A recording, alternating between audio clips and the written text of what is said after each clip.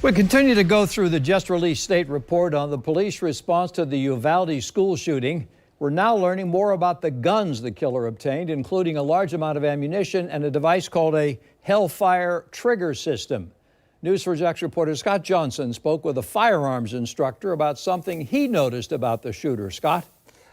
Tom, the instructor I spoke with says the gunman was obviously an amateur and would not have fared well against an armed police officer. A disturbing portion of all this is the blatant signs the shooter was putting out about his intentions to shoot up a school and the sheer volume of weaponry he was buying.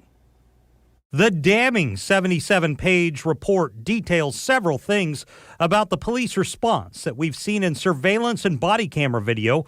Officers waited a long time before engaging the shooter. We're also learning what the shooter was doing in the weeks leading up to the shooting at Robb Elementary School, where 19 students and 2 teachers were killed. A former girlfriend told the FBI the shooter was lonely and depressed, constantly teased by friends who called him a school shooter.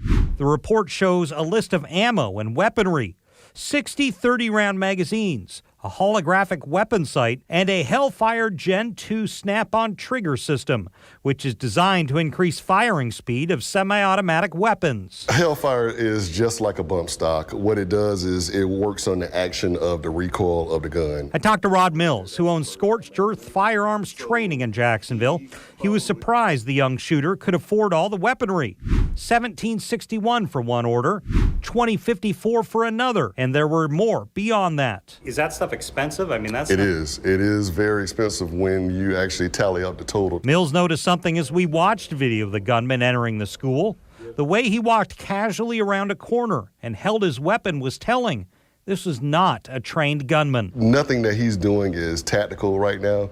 He's just really just walking in. There's nobody there. So a trained gunman probably wouldn't be walking like that? No, definitely not. Definitely not. Right there at that corner there, he would have actually did what they call CQB, close quarters battle.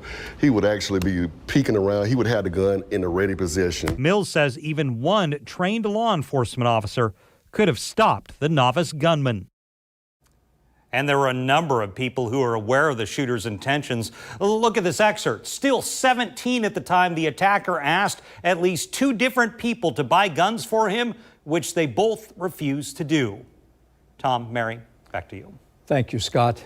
The Texas Department of Public Safety just announced it is conducting an internal review over the slow response to the Uvalde school massacre.